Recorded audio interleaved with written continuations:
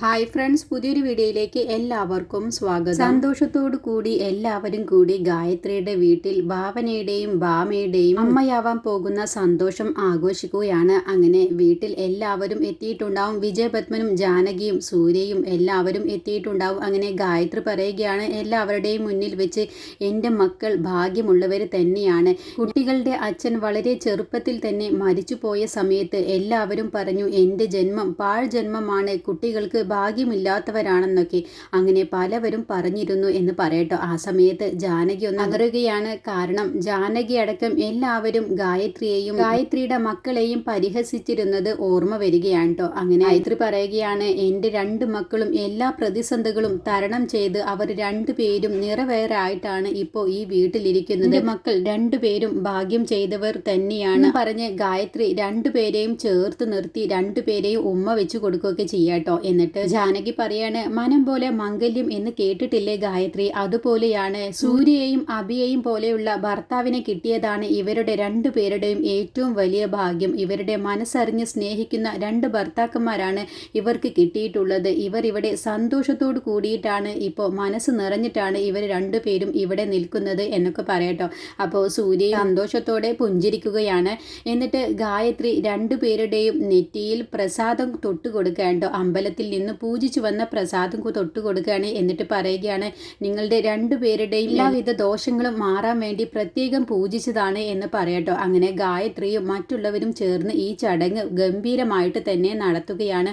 അങ്ങനെ എല്ലാവരും അവർക്ക് ഭാവനയ്ക്കും മധുരം കൊടുക്കുന്നുണ്ട്. അത് കഴിഞ്ഞ് എല്ലാവരും സമ്മാനമൊക്കെ കൊടുക്കുന്നുണ്ട് കേട്ടോ. അങ്ങനെ എല്ലാവരും ഓരോ സമ്മാനങ്ങൾ കൊടുക്കുന്ന സമയത്ത് സേതു കൊടുക്കുന്നത് അവർക്ക് രണ്ടുപേർക്കും ഓരോ സ്വർണത്തിൻ്റെ മോതിരമായിരിക്കും. അത് കഴിഞ്ഞ് വീണ്ടും മായും സേതും ഒരു ചെറിയ സമ്മാനവും കൊടുക്കുന്നുണ്ട്. അഭിയും സൂര്യയൊക്കെ രണ്ടുപേർക്കും കൂടിയിട്ട് സാരിയൊക്കെ സമ്മാനമായി കൊടുക്കുന്നുണ്ട്. അങ്ങനെ അവിടെ കൂടിയിട്ടുള്ള എല്ലാവരും, രമേശനടക്കം എല്ലാവരും ഭാവനയ്ക്കും സമ്മാനങ്ങളൊക്കെ കൊടുക്കുകയാണ് കേട്ടോ. അതുപോലെ മധുര പലഹാരങ്ങളൊക്കെ ഓരോരുത്തരും വായിൽ വെച്ച് കൊടുക്കുകയാണ്. അപ്പോൾ ആദ്യമായിട്ട് അവർക്ക് രണ്ടുപേർക്കും മധുരം കൊടുക്കുന്ന സമയത്ത് ഗായത്രി പറയുകയാണ്, ജാനകി തന്നെ കൊടുക്കണം എന്നുള്ളത്, ഏട്ടത്തി വേണം ഇവർക്ക് ആദ്യം വായിൽ കൊടുക്കേണ്ടത് എന്ന് പറയട്ടോ. അപ്പോൾ ജാനകി പറയാം, അത് വേണ്ട, നീ തന്നെ ആദ്യം കൊടുത്താൽ മതി എന്ന് പറയുമ്പോൾ, അല്ല, ഏട്ടത്തിക്ക് തന്നെയാണ് അതിനുള്ള സ്ഥാനം. ഞാൻ ഭാവനയെ പ്രസവിച്ച സമയത്ത് ആദ്യം ഏറ്റുവാങ്ങിയത് ഏട്ടത്തിയാണ്. അതുപോലെ ഭാവനയുടെ ചോറൂണിന് ആദ്യം ഭക്ഷണം കൊടുത്തതും ഏട്ടത്തിയാണ് എന്ന് പറയട്ടെ. അങ്ങനെ ഓരോ വാക്കുകളും ഗായത്രി പറയുന്ന സമയത്ത് വിജയപത്മനും ജാനകിക്കും കണ്ണിലങ്ങ് വെള്ളം നിറയുകയാണ് കേട്ടോ.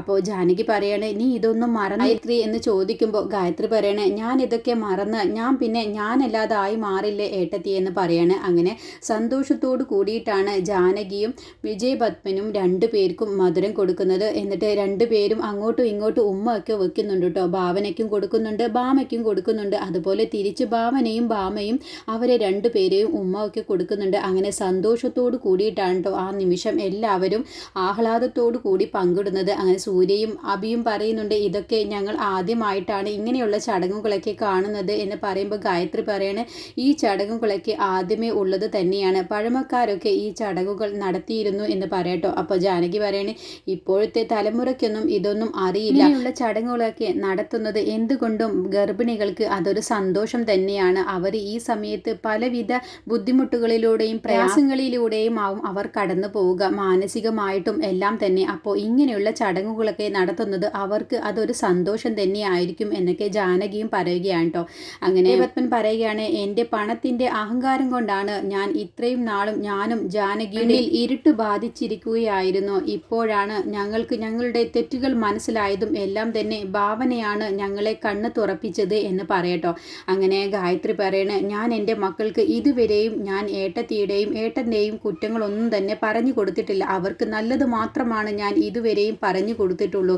ഏട്ടനും ഏട്ടത്തിയും ഈ വീട്ടിലെ മൂത്ത കാരണവരുടെ സ്ഥാനം തന്നെയാണ് ഞങ്ങൾ രണ്ടുപേർക്കും ഞങ്ങൾ തന്നിട്ടുള്ളൂ എന്ന് പറയട്ടോ. അത് കേൾക്കുന്ന സമയത്ത് വിജയപത്മൻ്റെയും ജാനകിയുടെയും കണ്ണിലങ്ങ് വെള്ളം നിറയുകയാണ്. അപ്പോൾ സേതു പറയാണ്, ഞാൻ ഏത് നിമിഷത്തും എന്ത് കാര്യത്തിനും ഞാൻ വല്യച്ഛൻ്റെ അനുവാദമില്ലാതെ ഞാൻ ഇതുവരെയും ഒന്നും ചെയ്തിട്ടില്ല. അപ്പോഴും ഇപ്പോഴും എപ്പോഴും ഞാൻ വല്യച്ഛനെ തന്നെയാണ് എൻ്റെ മരണശേഷം ഞാൻ കണ്ടിട്ടുള്ളൂ. വല്യച്ഛൻ്റെ അനുവാദമില്ലാതെ വല്യച്ഛനോട് ചോദിക്കാതെ ഞാൻ അതുകൊണ്ടാണ് ഒന്നും ചെയ്യാത്തത്. എല്ലാ കാര്യവും വല്യച്ഛനോട് ഞാൻ തുറന്നു പറയുന്നത് എന്നൊക്കെ സേതു ആ സമയത്ത് പറയുകയാണ്. വിജയപത്മൻ പറയാണ്, എൻ്റെ അനിയൻ എന്നോട് പറഞ്ഞിട്ടുള്ളതാണ്, നാളെ ഏട്ടനും എൻ്റെ മക്കൾ മക്കളെ ഓർത്ത് അഭിമാനിക്കുന്ന നിമിഷം വരുമെന്ന് എൻ്റെ അനിയൻ എന്നോട് പറഞ്ഞിരുന്ന ആ വാക്കുകൾ എനിക്കിപ്പോൾ ഓർമ്മ വരുന്നു. നിങ്ങൾക്ക് പ്രതിസന്ധി വരുന്ന സമയത്ത്, നിങ്ങളെ സഹായിക്കേണ്ടി വരുന്ന സമയത്തൊക്കെ ഞാൻ ആ സമയത്ത് അതൊന്നും ചെയ്യാതിരുന്നത് പക്ഷേ ദൈവത്തിൻ്റെ നിശ്ചയമായിരിക്കും. നിങ്ങളൊക്കെ സ്വന്തം കാലിൽ തന്നെ നിൽക്കാൻ വേണ്ടി ദൈവം ഒരുപക്ഷെ എന്നെ കൊണ്ട് അങ്ങനെയൊക്കെ ചെയ്യിപ്പിച്ചതായിരിക്കും എന്നൊക്കെ വിജയപത്മൻ പറയുകയാണ്. മായ പറയുകയാണ്, ഞാൻ ഇവിടേക്ക് വന്നു കയറിയവളാണ്. പക്ഷേ അമ്മ എന്നോട് ഈ നിമിഷം വരെയും ഈ വീട്ടിൻ്റെ കാരണവരുടെ സ്ഥാനം വല്യച്ഛനും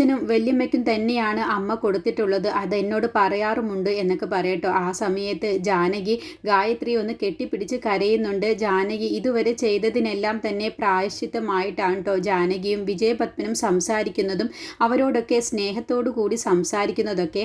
അങ്ങനെ എല്ലാവരും കൂടി ഭാവനയുടെയും ഭാമയുടെയും അമ്മയാകുന്ന ആ ഒരു സന്തോഷം എല്ലാവരും ആഹ്ലാദത്തോടു കൂടി പങ്കിടുകയാണ്.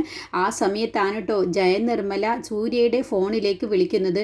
അപ്പോൾ സൂര്യ മനസ്സിൽ ചിന്തിക്കുകയാണ്, എന്തിനാണാവോ ഇപ്പോൾ അമ്മ ഇതിലേക്ക് വിളിക്കുന്നത് എന്നിങ്ങനെ സൂര്യ ചിന്തിക്കുകയാണ് കേട്ടോ. അപ്പോൾ ഭാവന നോക്കുന്നുണ്ട് സൂര്യയെ. ഫോൺ വന്നതോടു കൂടിയുടെ ഫോണിലേക്ക് ജയനിർമ്മല ആൻറ്റി തന്നെയാവും വിളിക്കുന്നുണ്ടാവുക. ഇവിടേക്ക് വന്നതൊന്നും ആൻറ്റിക്ക് പറ്റിയിട്ടുണ്ടാവില്ല എന്നുള്ള കാര്യം അവനെ മനസ്സിൽ ചിന്തിക്കുന്നുണ്ട്. അങ്ങനെ സൂര്യ ആ ഫോൺ എടുത്ത് സംസാരിക്കാൻ ഒരുങ്ങുകയാണ്. അടുത്ത എപ്പിസോഡിൽ എല്ലാവരും കൂടി രാത്രിയാകുന്ന സമയത്ത് സന്തോഷമായിട്ട് അവർ പൂത്തിരിയൊക്കെ കത്തിച്ച് ആഹ്ലാദിക്കുകയാണ് കേട്ടോ. എന്നിട്ട് സേതു പറയുന്നുണ്ട്, ഈ സമയത്ത് ഇത്ര അടുത്ത കാലത്തൊന്നും ഞാൻ ഇത്രയ്ക്കധികം സന്തോഷിച്ചിട്ടില്ല. അത്രയ്ക്ക് നല്ലൊരു നിമിഷമാണ് നമുക്കിപ്പോൾ ഇവിടെ വീണ് കിട്ടിയിട്ടുള്ളത് എന്നൊക്കെ പറഞ്ഞിട്ടാണ് കേട്ടോ സംസാരിക്കുന്നത്. അങ്ങനെ എല്ലാവരും കൂടി നല്ല സന്തോഷത്തോടു കൂടി ഒത്തൊരുമിച്ച് ഗായത്രിയുടെ വീട്ടിൽ അന്ന് തങ്ങുകയാണ്. അപ്പോൾ ജയനിർമ്മലയ്ക്ക് അത് ഒട്ടും തന്നെ ഉൾക്കൊള്ളാൻ കഴിയുന്നില്ല കേട്ടോ. സൂര്യ ഭാവനയുടെ വീട്ടിൽ താമസിക്കുന്നത് അത്രയ്ക്കങ്ങ് ഇഷ്ടപ്പെടുന്നില്ല. പക്ഷേ ഭാവനയുടെ വീട്ടിൽ തന്നെയാണ് സൂര്യ അന്നേരം താമസിക്കാൻ ഒരുങ്ങുന്നത് കേട്ടോ. പിന്നീട് മാനസ ഇങ്ങനെ ഓരോ കാര്യവും ചിന്തിച്ചിട്ട് അങ്ങോട്ടും ഇങ്ങോട്ടും നടക്കുകയാണ് കേട്ടോ. അപ്പോഴാണ് അവിടേക്ക് അജയനും പ്രസീതയും കൂടി വരികയാണ്. എന്നിട്ട് അജയനും പ്രസീതയും മാനസയുടെ സ്വഭാവം മാറ്റിയെടുക്കാനുള്ള ആ ഒരു തത്രപ്പാടിൽ തന്നെയാണ്. അങ്ങനെ മാനസയുടെ മനസ്സിലേക്ക് ഓരോ കാര്യങ്ങളും പറഞ്ഞു കൊടുത്ത് മാനസയുടെ മനസ്സ് മാറ്റിയെടുക്കുകയാണ് കേട്ടോ. എന്നിട്ട് പറയുകയാണ്, നിന്റെ ജീവിതം ഇങ്ങനെ ഒന്നുമല്ലാതായി തീർന്നതും എല്ലാം തന്നെ ആ ജയനിർമ്മല കാരണം തന്നെയാണ്. നമ്മൾ ഉള്ളതുകൊണ്ട് നല്ലതുപോലെ ഗൾഫിൽ ദുബായിൽ ജീവിക്കുകയായിരുന്നു. എന്നിട്ട് നമ്മളതിനെ ഇവിടേക്ക് വരുത്തി ഓരോ മോഹങ്ങളും തന്നു. സൂര്യയെ കൊണ്ട് നിന്നെ വിവാഹം കഴിപ്പിക്കാമെന്ന് പറഞ്ഞ് ചതിയിലൂടെയാണ് അവൾ ഓരോ കാര്യവും ചെയ്തത്. എന്നിട്ടിപ്പോൾ നമ്മുടെ ജീവിതമാണ് വഴിയാധാരമായത്. അതുകൊണ്ട് മോളെ, ഞാൻ പറയുന്നത് പോലെ നീ കേൾക്കണം. നിന്നെക്കൊണ്ട് ജയനിർമ്മല ഓരോ കാര്യങ്ങളും ചെയ്യിപ്പിച്ചതിന് അത്രയ്ക്കധികം പകരം വീട്ടുകയാണ് മോളെ നീ ചെയ്യേണ്ടത്. അതിനുള്ള ഒരു നല്ല ഉപായമാണ് നിന്റെ വയറ്റിൽ കിടക്കുന്ന ഈ കുഞ്ഞ് എന്ന് പറയട്ടോ. അത് കേൾക്കുന്ന സമയത്ത് മാനസയുടെ മനസ്സ് മാറുകയാണ്. അത് അമ്മയും അച്ഛനും പറയുന്നത് ശരി തന്നെയാണ് എന്നുള്ള കാര്യം മാനസയ്ക്ക് തോന്നുകയാണ് കേട്ടോ. അങ്ങനെ മാനസ ഇനി ജയനിർമ്മലയെ ഒരു പാഠം പഠിപ്പിക്കാനൊക്കെ ഒരുങ്ങുകയാണ്. അങ്ങനെ മാനസയുടെ യഥാർത്ഥ സ്വഭാവം ഇനി പുറത്തു ചാടുകയാണ്.